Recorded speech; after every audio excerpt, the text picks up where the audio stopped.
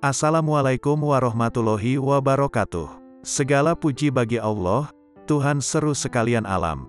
Kali ini akan dibacakan 6 kisah karomah Kiai Haji Abdul Wahab Hasbullah. Adapun kisah yang akan dibacakan dikutip dari berbagai sumber. Berikut kisahnya. Kiai Haji Abdul Wahab Hasbullah lahir di Jombang pada tanggal 31 Maret tahun 1888.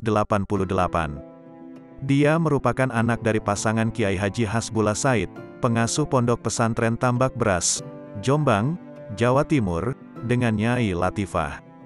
Kiai Haji Abdul Wahab Hasbullah berasal dari keturunan Raja Brawijaya keempat dan bertemu dengan silsilah Kiai Haji Hashim Asy'ari pada Kiai Abdus Salam, Kiai Soicah bin Abdul Jabar bin Ahmad bin Pangeran Sumbu bin Pangeran Benowo bin Jaka Tingkir, Mas Karebet bin Lembu Peteng bin Brawijaya V, Raja Majapahit ke-7. Sejak kanak-kanak, Kiai Wahab dikenal kawan-kawan sebagai pemimpin dalam segala permainan. Beliau dididik ayahnya sendiri bagaimana cara hidup seorang santri. Dia diajak salat berjamaah dan sesekali dibangunkan malam hari untuk salat tahajud. Kemudian, Kiai Haji Hasbullah membimbingnya untuk menghafal juz amma dan membaca Al-Quran dengan tartil dan fasih. Lalu, dia dididik mengenal kitab-kitab kuning, dari kitab yang paling kecil dan isinya diperlukan untuk amalia sehari-hari. Kemauan keras untuk menimba ilmu sebanyak-banyaknya tampak sejak masa kecil. Dia tekun dan sangat cerdas memahami berbagai ilmu yang dipelajarinya. Hingga berusia 13 tahun, Kiai Wahab diasuh langsung oleh ayahnya. Setelah bekal ilmunya dianggap cukup, Kiai Wahab merantau untuk menuntut ilmu. Dia pergi ke satu pesantren, lalu ke pesantren lainnya, termasuk ke pesantren Bangkalan, Madura, asuhan Syekh Holil. Dia juga sempat nyantri di pesantren Mojosari, Nganjuk, dan Tebuireng. Kiai Haji Abdul Wahab Hasbullah adalah seorang ulama yang berpandangan modern. Dakwahnya dimulai dengan mendirikan media massa atau surat kabar, yaitu Harian Umum, Suara Nahdlatul Ulama, atau Suara NU dan Berita Nahdlatul Ulama. Bersama dengan Kiai Haji Hashim Asy'ari menghimpun tokoh pesantren dan keduanya mendirikan Nahdlatul Ulama, Kebangkitan Ulama, pada tahun 1926. Kiai Wahab juga berperan membentuk Majelis Syuro Muslimin Indonesia, Masyumi. Pada masa perjuangan mempertahankan kemerdekaan, Kiai Wahab bersama Kiai Haji Hashim Asy'ari dari Jombang dan Kiai Abbas dari Cirebon merumuskan resolusi jihad sebagai dukungan terhadap perjuangan kemerdekaan. Sesudah Kiai Haji Hashim Asy'ari meninggal dunia, Kiai Wahab menjadi Rais Am NU. Dia meningkatkan dukungan NU kepada pemerintah Indonesia dalam memenangi perang melawan pemerintah Belanda. Kiai Haji Abdul Wahab Hasbullah wafat di Jombang pada usia 83 tahun atau tepatnya pada tanggal 29 Desember tahun 1971. 43 tahun kemudian, tepatnya pada tanggal 7 November tahun 2014, Kiai Wahab bersama dengan Jamin Ginting, Sukarni Kartodiwirjo, dan HR Muhammad Mangundiprojo diangkat sebagai pahlawan nasional Indonesia oleh Presiden Joko Widodo. Berikut akan dibacakan beberapa kisah karomah beliau. Kisah pertama dikutip dari cirebontimes.com sebagai berikut. Kisah karomah Kiai Haji Abdul Wahab Hasbullah ini berawal sekitar tahun 1970-an. Saat itu sedang dilakukan pemugaran bangunan Wisma Kakbah dan sebagian pondok pesantren Al-Latifiyah Bahrul Ulum Jombang. Tanpa disangka, akibat pemugaran bangunan tersebut banyak jin yang tidak merasa nyaman. Akibatnya, para santri konon ada yang kerasukan jin. Melihat kondisi demikian, akhirnya Kiai Haji Abdul Wahab Hasbullah turun tangan. Seluruh jin yang merasuki para santri tersebut konon kemudian dikumpulkan dan diikat menjadi satu. Tentu melakukan hal karomah tersebut harus dengan cara spiritual tertentu. Selanjutnya, Kiai Haji Abdul Wahab Hasbullah memanggil keponakannya Kiai Haji Soleh Abdul Hamid. Soleh, tolong pindahkan jin-jin ini ke bendungan di timur Sungai Pondok, perintah Kiai Haji Abdul Wahab Hasbullah. Baik Paman Haji, jawab Kiai Soleh. Selanjutnya Kiai Soleh berusaha mengangkat para jin tersebut dengan posisi kedua tangan di depan. Namun, Kiai Soleh ternyata tidak kuat mengangkat para jin tersebut dan berseru kepada Kiai Haji Abdul Wahab Hasbullah. Paman Haji, berat, saya tidak kuat mengangkatnya, kata Kiai Soleh. Mendengar keponakannya tidak kuat mengangkat para jin, Kiai Haji Abdul Wahab Hasbullah mendekati Kiai Soleh sambil mempraktikkan posisi kedua tangan di belakang layaknya orang menggendong. Begini loh cara mengangkatnya, kata Kiai Haji Abdul Wahab Hasbullah.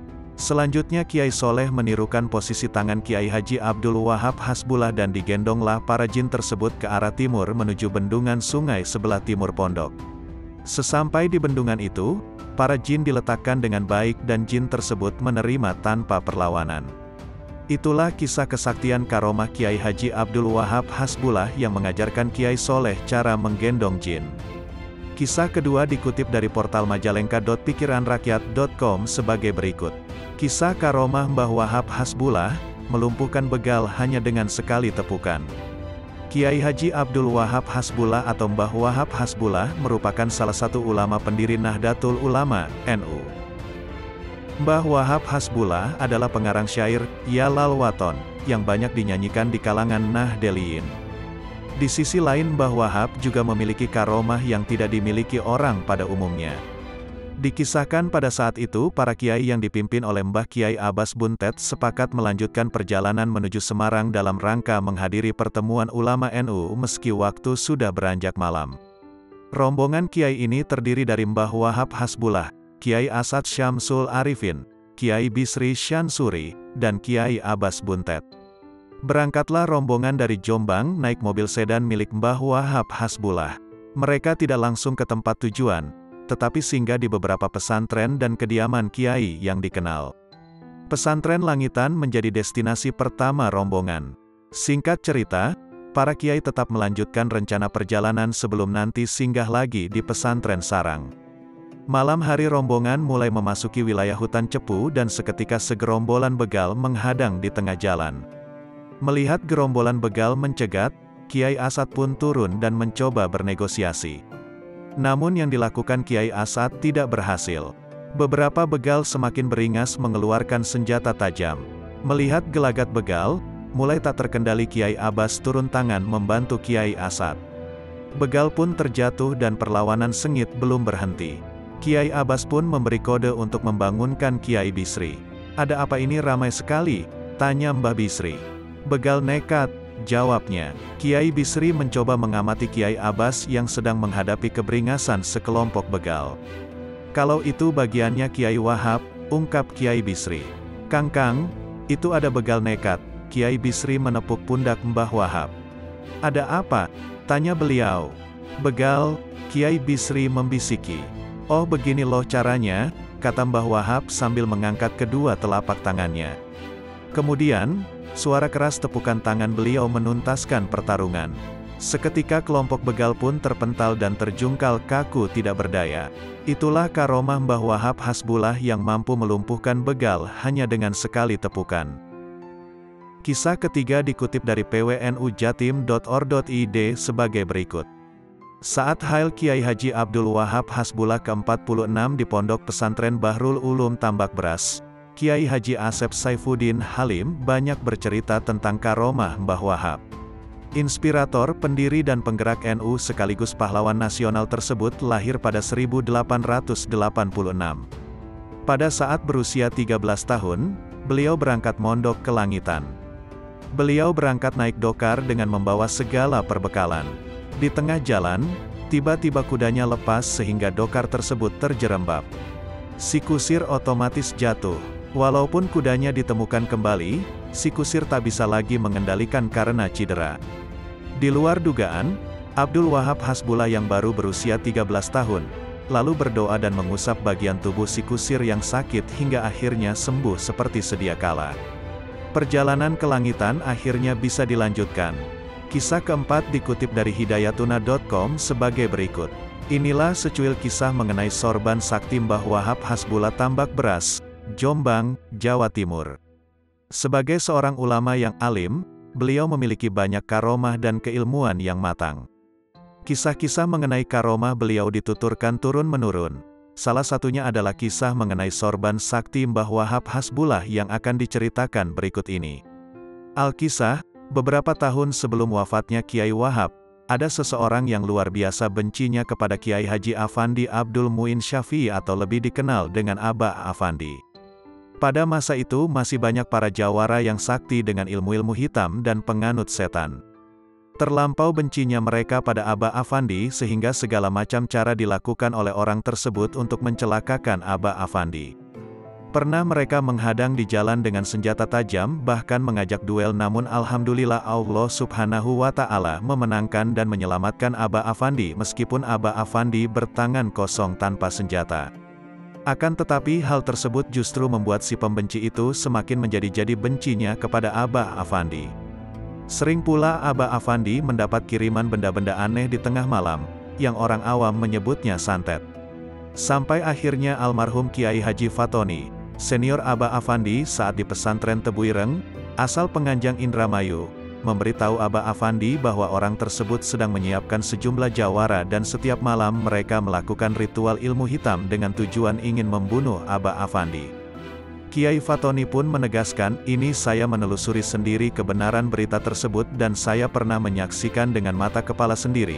Setiap malam mereka berada di sebuah rumah tua kosong mengadakan ritual ilmu hitam untuk membunuh jenengan, Aba Afandi. Mereka sedang mencari waktu yang tepat, ujar Kiai Fatoni.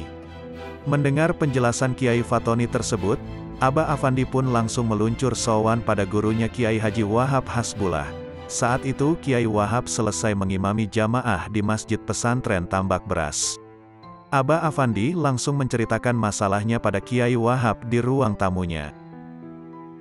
Kiai Wahab berpesan, agar Aba Afandi memperbanyak membaca hizib Nasor yang memang sudah lama diijazahkan Kiai Wahab pada muridnya dari Indramayu tersebut. Kiai Wahab lantas melepaskan sorban yang melilit di kepalanya seraya berdoa sebentar kepada Allah Subhanahu wa Ta'ala. Kemudian Kiai Wahab menggosok-gosokkan sorban yang biasa melingkar di kepala beliau tersebut ke wajah Aba Afandi muda, seraya berkata, "Sudah Afandi, mulai sekarang orang tersebut tidak akan lagi mengganggumu." Pulang dari sowan Kiai Wahab di tengah jalan Aba Afandi dihadang oleh orang tidak dikenal. Aba Afandi pun ekstra hati-hati karena gelagat orang tersebut tampak mencurigakan. Namun yang terjadi, orang tersebut justru bersimpuh dan minta maaf pada Aba Afandi. Aba Afandi pun terheran-heran karena memang tidak kenal dengannya. "Saya ketuanya jawara dari Kalimantan yang dibayar oleh si Fulan, nama samaran, dia membayarku dan teman-temanku untuk membunuhmu. Semula saya dan teman-teman sudah siap dan bertekad akan membunuhmu. Namun tiba-tiba hari ini saya dan teman-teman merasakan takut yang luar biasa. Terus terang saya tidak berani mengganggumu. Teman-teman saya pun sudah pulang ke daerahnya," tutur jawara tersebut.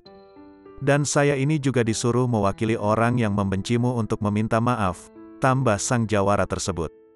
Menyaksikan hal itu, Aba Afandi pun berkata, "Iya sudah saya maafkan, bilang pada yang menyuruhmu jangan mengganggu saya lagi." Aba Afandi pun meninggalkan orang itu sambil bersyukur pada Allah Subhanahu wa Ta'ala seraya bergumam, "Alhamdulillah doa Kiai Wahab memang mustajab, langsung dikabulkan oleh Allah Subhanahu wa Ta'ala." Demikian secuil kisah mengenai sorban sakti Kiai Wahab Hasbullah. Kisah kelima dikutip dari santripos.com. Sebelum Muktamar NU ke-25 di Surabaya pada tahun 1971, telah muncul kabar bahwa Kiai Haji Wahab Hasbullah atau yang biasa dipanggil Mbah Wahab telah wafat. Kabar wafatnya Mbah Wahab ini tentu membuat semua putra-putri dan keluarga beliau terkejut. Tidak terkecuali para santri Mbah Wahab. Mereka pun sedih mendengar kabar tersebut. Tak lama kemudian, keluarga Mbah Wahab maupun para santri menyiapkan segala sesuatunya dalam rangka memberikan penghormatan terakhir kepada Mbah Wahab. Para santri menyiapkan terop dan kursi untuk para pentakziah. Demikian juga dengan sejumlah peralatan dan perlengkapan yang lain di rumah duka tersebut. Di tengah-tengah persiapan itu, tiba-tiba Mbah Wahab terbangun. Sontak kejadian tersebut semakin membuat kaget para santri, keluarga dan para pentakziah yang hadir di tempat tersebut. "Sik gak sido, aku jalok ditunda nang Gusti Allah, ngenteni sakmerin Muktamar NU, sebentar-sebentar nggak jadi, saya minta ditunda kepada Allah Subhanahu wa Ta'ala, nunggu setelah Muktamar," kata Munjidah menirukan perkataan Mbah Wahab saat bangun dari pembaringan itu. Peristiwa tak lazim ini tentu membuat para santri, keluarga dan para pentakziah terheran-heran bercampur gembira karena Mbah Wahab masih hidup. Dan ternyata benar, beberapa bulan kemudian akhirnya Muktamar NU ke-25 di Surabaya digelar. Saat itu, Kiai Haji Wahab Hasbullah didaulat menjadi Rois Am PBNU menggantikan Rois Akbar Kiai Haji Hashim Asy'ari. Saat itu, Mbah Wahab memberikan sambutan di depan para peserta muktamar. Namun, ketika prosesi muktamar belum selesai, Mbah Wahab minta izin untuk pamit pulang karena kondisi kesehatan yang menurun. Berselang beberapa hari setelah Muktamar NU ke-25 di Surabaya, kondisi kesehatannya semakin menurun. Mungkin ini termasuk salah satu yang dinamakan karomah.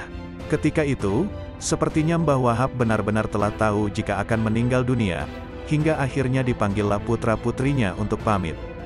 "Wes saiki wayahe aku dipundhut. Sudah, sekarang waktunya saya dipanggil oleh Allah," katanya kala itu seperti ditirukan Bunyai Munjidah Wahab. Kemudian, Mbah Wahab mengucap kalimat thayyibah la ilaha illallah, lalu beliau pun menghembuskan nafas terakhir. Kisah ke-6 dikutip dari Tebu Ireng, Ko sebagai berikut. Kiai Haji Wahab Hasbullah merupakan salah satu tokoh Nahdlatul Ulama, NU, yang mempunyai keahlian relatif lengkap. Ulama, politisi, pendekar dan menguasai banyak ilmu kesaktian. Seperti ilmu penataan atau peluru ilmu musuh, guntur saketi dan ilmu-ilmu linuwih lainnya. Selain itu, Kiai Haji Wahab Hasbullah juga menguasai banyak hizib yang biasa diamalkan sehari-hari. Menurut buku, Tambak Beras, menelisik sejarah memetik uswah, yang merujuk cerita pengasuh pondok pesantren Al-Hamidiyah Bahrul Ulum Tambak Beras Kiai Haji Irfan Soleh. Salah satu kehebatan Kiai Haji Wahab Hasbullah yaitu ketika adu kesaktian dengan Presiden pertama RI Soekarno, Bung Karno. Sebagaimana diketahui, Kiai Haji Wahab Hasbullah punya kedekatan yang luar biasa dengan Bung Karno. Bisa dibilang lebih akrab jika dibandingkan dengan Presiden Soeharto. Kedekatan Kiai Haji Wahab Hasbullah dan Bung Karno terekam dalam beberapa peristiwa. Kedua tokoh ini besar bersamaan sejak sebelum Indonesia merdeka hingga pekikan kemerdekaan bebas disuarakan di Indonesia. Saking dekatnya, keduanya sering saling terlibat diskusi dan kadang juga saling menunjukkan sisi usilnya. Seperti peristiwa uji kesaktian yang dilakukan Bung Karno ke santri kesayangannya Kiai Haji Muhammad Hashim Asy'ari itu. Saat itu akan dilaksanakan rapat memutuskan sebuah permasalahan negara. Semua tokoh yang diundang sudah berkumpul dalam suatu ruangan, tinggal menunggu Bung Karno. Tak berselang lama kemudian sang proklamator itu datang dan tiba-tiba menghampiri Kiai Haji Wahab Hasbullah yang lagi duduk dengan sambil menepuk bahu Kiai Haji Wahab Hasbullah. Bung Karno yang terkenal dengan harismanya yang luar biasa itu menepuk bahu Kiai Haji Wahab Hasbullah. Ketika itu Bung Karno menepuk sambil berkata, "Ikut pendapatku." Maksudnya Bung Karno saat itu, agar Kiai Haji Wahab Hasbullah berada di pihaknya saat rapat nanti dan tidak menyangkal pendapatnya. Ajaib, setelah mendapat tepukan bahu dari Bung Karno, mendadak tubuh Kiai Haji Wahab Hasbullah terkunci layaknya patung dan tidak bisa digerakkan. Bahkan mulutnya tak sanggup lagi berucap sepatah kata pun. Peristiwa aneh ini dialami Kiai Haji Wahab Hasbullah sekitar 10 menit. Selama itu pula Kiai Haji Wahab tak ubahnya patung di ruang rapat. Meskipun diam mematung, kesadaran Kiai Haji Wahab Hasbullah tidak hilang. Ia berusaha melawan dengan menggerakkan tubuhnya, tapi gagal. Tidak kehabisan akal, Kiai asal Jombang ini lalu membacakan hizib di dalam hatinya agar bisa lepas dari trik Bung Karno. Selama Kiai Haji Wahab Hasbullah terdiam mematung, Soekarno pura-pura tidak memperhatikan dan keliling menyalami para tamu satu persatu dengan penuh senyum. Usaha Kiai Wahab tidak sia-sia. Setelah melafalkan beberapa hizib, akhirnya Kiai Haji Wahab bisa lolos dari sikap kaku bak patung. Tanpa banyak bicara, Kiai Haji Wahab langsung berdiri dan mendekati Soekarno yang baru saja duduk di kursinya. Tak mau kalah, Kiai Haji Wahab lalu melakukan hal yang sama, yaitu menepuk pundak Bung Karno sambil berkata, "Aku punya pendapat sendiri," kata tokoh pondok pesantren Bahrul Ulum ini.